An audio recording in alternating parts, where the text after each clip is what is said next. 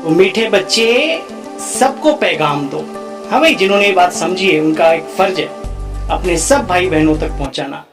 देह सहित देह के सब धर्मों को भूलो, अपने को आत्मा समझो तो सारे दुख दूर हो जाएंगे। दुख धाम में है, दुख की दुनिया में है, तो दूर हो जाने का मतलब हमें महसूस नहीं होंगे, क्योंकि हम आनंदमय स्थिति में रहेंगे, इस अवस्था में रहेंगे। तो बाबा कहते बच्चे, तुम बच्चों को किस बात में ब्रह्मा बाप को फॉलो करना है? फॉलो फादर, बोलो, विचार करो। हाँ, चिंतन चलता है। अरे भाई, हर बात में फॉलो करना है, क्योंकि आदर्श मूर्ति हमारे सामने ब्रह्मा बाबा ही तो हैं, उनके हर कर्म को फॉलो करना है। लेकिन आज की मुरली में स्पेशल विशेष बाबा ने किस पॉइंट पर समझाया है वो आज हम सुनेंगे। बाबा ने कहा, जैसे इस ब्रह्मा ने, कौन कह रहा है? शिव बाबा। जैसे इस ब्रह्मा ने अपना सब कुछ ईश्वर अर्थ अर्पण कर दिया, पूरा ट्रस्टी बना, ऐसे बच्चे ट्रस्टी बनकर रहो। कभी भी उल्टा सुल्टा खर्चा करके पाप आत्माओं को देना नहीं। ये बहुत होशियारी रखनी है इन चीजों की। अपना सब कुछ ईश्वरीय सेवा अर्थ लगाओ, तन मन धन जीवन सब कुछ। बाबा कहते हैं मन समर्पण जीवन समर्पण, तो फिर बाकी रहा क्या हमारा? पूरा ट्रस्टी बनो, ट्रस्टी ईश्वरी बाप की श्रीमत पर चलते चलो। बाप देखते हैं कौन बच्चा कितना श्रीमत पर चलता है। हा? अब इस बात को थोड़ा सा मैं क्लियर कर दूं मेरे मीठे भाइयों और बहनों। बाबा बाबा थे, हम हैं, ठीक है? तो भाई कोई ऐसी गलती ना करे कि अपना घर परिवार गाड़ी घोड़ा बेच के सब आश्रम में दे दे। मैं खुले शब्दों में बोलता हूं, बाबा की बातों को गहराई से समझना। मेरा कुछ भी नहीं था, कुछ भी नहीं है, कुछ भी नहीं होगा। जो कुछ भी है ईश्वरीय देन है, उसी का दिया हुआ है, ऐसा समझकर समर्पण भाव से जीवन व्यतीत करना, ये समझदारी है। साथ साथ ईश्वरीय कार्य जब कहीं हों, उनमें भी अपनी यथासंभव तथा शक्ति अनुसार पीछे नहीं रहना, उसमें ज्यादा दिमाग नहीं लगाना। बाबा देखता है ऊपर, ठीक है? लेकिन बुद्धू भी नहीं बनना कि किसी मनुष्य आत्माओं के सामने समर्पण कर दो चरणों में, लो जी बस, फिर क्या होगा वो आप जानते हो। बस मुझे माफ करना सुनने वालों, लेकिन जो बात सही है वो सही है, ठीक है? ये बाबा के टाइम की बात और थी, अभी समय परिवर्तन है, तो समझदारी से समर्पण होकर चलो। चलें आगे, ठीक? आज का गीत बजा है, कौन सा? तो प्यार का सागर है। हा? नहीं सुना है तो सुन लेना, ये गीत में मजा है। हा? तेरी एक बूंद के, बूंद शब्द क्या तो सागर ही हमारा हो गया। लेकिन एक बहुत अच्छा शब्द आता है कि उधर है मौत खड़ी, उधर स्वर्ग है, तो बताओ हम किधर जाएं? तो बाबा बता रहे हैं, भाई अब तय करो रास्ता है, किधर जा रहे हैं, उधर जा रहे हैं, किधर चल रहे हैं। बाबा कहते बच्चों ने गीत सुना, जानते हो ना हम कहां से आए हैं, या भी जानते हो? बाप ज्ञान का सागर, पवित्रता का सागर, सुख का सागर, प्रेम का सागर और शांति का सागर है। अरे भाई, किसी को ये सब चीजें चाहिए हो तो प्रजापिता ब्रह्मा कुमारी ईश्वरीय विश्वविद्यालय में आकर के प्रभु से नाता जोड़ लो, उस सागर के साथ भर जाओगे। इतना भर जाओगे औरों को भी देने के काबिल बन जाओगे। बाबा कहते बच्चे, जानते हो ना, बाप ने आकर के समझाया है सृष्टि के आदि मध्य अंत में क्या था। अब तुम बच्चों को क्या बनना है? एक्टर होकर ड्रामा के रहस्य को ना जाने, ये तो बात अच्छी नहीं। फिर बाबा ने एक बहुत अच्छी बात कही, आज बहुत सारी प्रॉब्लम्स जो भी दुनिया में खड़ी हैं उसका एक कारण है मेरा मेरा, मैं ये, मैं वो, हर जगह छीना झपटी।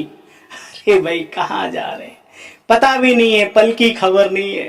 और फिर भी जिंदगी देखो क्या नरक बना रखी, अपनी भी और दूसरों की भी। बाबा कहते बच्चे मैं मुसलमान हूँ, मैं हिंदू हूँ, मैं बौद्धि हूँ, मैं सिख हूँ, मैं पारसी हूँ, मैं ईसाई हूँ, मैं बहुत गोरा हूँ, अरे मैं काला हूँ। अब यही सोच के परेशान बेचारे, मैं बड़ा लंबा हूँ, अरे मैं ठिनका हूँ। अरे भैया कहाँ चक्कर में पड़े हो इसमें। आत्म तत्व को जानने वालों निकलो इस गंदगी से, देह अभिमान की गंदगी तुम्हें कहीं नहीं छोड़ेगी। तो बाबा कहते हैं भगवान वाच, बच्चे इन दैहिक धर्मों को छोड़ो।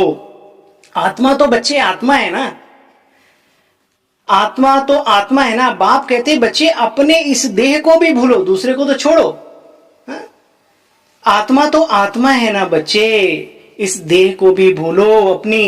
ये सबके लिए बाप का पैगाम है, सिर्फ ओम शांति वालों के नहीं, सबके लिए। दुख की दुनिया से छुटकारा पाना है तो दैहिक बातों को किनारा कर दो।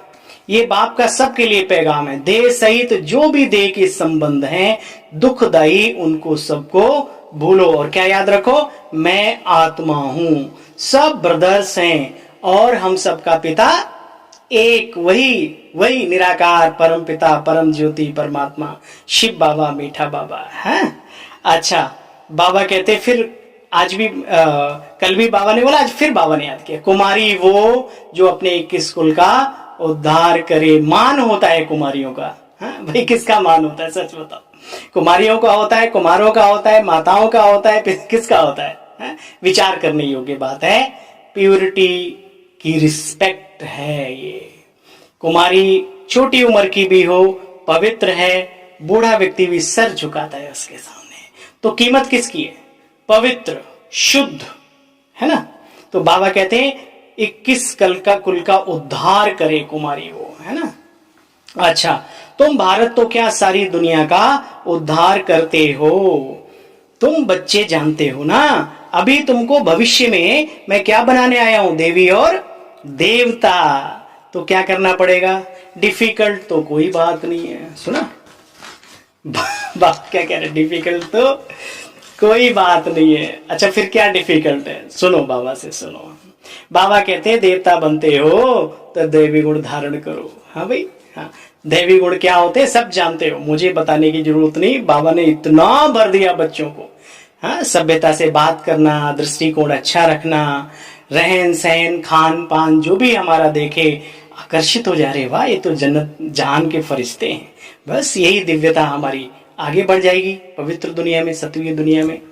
तो बाबा कहते हैं इस यज्ञ में भी बच्चे विघ्न पड़ते आए हैं। और सुनो पहले से, इस ज्ञान यज्ञ में विघ्न भी अनेक प्रकार के पड़ते रहेंगे, यानी पड़ेंगे। और चलने वालों के जीवन में यज्ञ में विघ्न माना, यज्ञ में रहने वालों के ऊपर भी विघ्न आते हैं। तो बच्चे घबराना नहीं, अर्थात विघ्नों से कभी भी डरना नहीं। अबलाओं पर भी वह अत्याचार होते हैं। बाप कहते हैं योग बल में रहे सभी को, उनको भी समझाओ। बाबा कहते हैं माया से कभी हारना नहीं, कुश्ती है हार और जीत की। पवित्र रहेंगे तो विश्व के मालिक बनेंगे। क्या? पवित्र रहेंगे तो विश्व के मालिक। कौन सा विश्व? ये विश्व, इसके फिर ये पूरा ब्रह्मांड पवित्र आत्माओं को सलाम करता है। मुझे याद है बहुत ऐसी हमारी भारतीय संस्कृति में कहानियां नहीं, सत्य घटनाएं हैं। तूफान आ रहे, बाढ़ आ रही है, पवित्र आत्माओं ने संकल्प शक्ति से चारों तरफ डंडी से छड़ी से खींच दी। दुनिया में तूफान आ रहे, उस झोपड़ी में तूफान नहीं आ रहे। प्रकृति भी सलाम करती है अपने मालिकों को। भविष्य तो निश्चित है ही है, उसकी चिंता क्या करनी है। अच्छा भाई, बाबा कहते हैं पवित्र रहेंगे तो विश्व का मालिक बनेंगे। बच्चे विचार करो कितनी बड़ी आमदनी है, अगर पूरा पुरुषार्थ नहीं करेंगे तो जाकर के फिर दास और बोलो दासी बनेंगे। अरे भाई राजधानी बन रही है ना, इसलिए अपने ऊपर फुल अटेंशन। आज का वरदान, पॉइंट्स मेन सुने ना। डबल लाइट बन कर्मातीत अवस्था का अनुभव करने वाले कर्म योगी भव। जैसे कर्म में आना स्वाभाविक हो गया है, वैसे कर्मातीत होना भी स्वाभाविक हो जावे। इसके लिए डबल लाइट रहो, मन से भी हल्के और अंदर शक्तिशाली भी। डबल लाइट रहने के लिए कर्म करते हुए स्वयं को ट्रस्टी समझो। कर्म जरूर कर रहे हैं लेकिन कराने वाला हमें करा रहा है। ठीक है, हमारा अपना नहीं, कराने वाला करा रहा है, मैं तो निमित्त हूं। ट्रस्टी समझो और आत्मिक स्थिति में रहने का अभ्यास करो। ट्रस्टी और सोल कॉन्शियस, इन्हीं दो बातों का अटेंशन रखो। इन्हीं दो बातों पर अटेंशन रखने से सेकंड में कर्मातीत, सेकंड में कर्मयोगी बन सकते हो, बन जाएंगे। निमित्त मात्र कर्म करने के लिए कर्मयोगी बनो, फिर कर्मातीत अवस्था का अनुभव करो। जैसे ही कर्म से फ्री हुए, चार्जिंग। अच्छा भाई, बहुत कीमती बात पते की, कौन सी? स्लोगन में, जिनकी दिल बड़ी है उनके लिए असंभव कार्य भी संभव हो जाता है।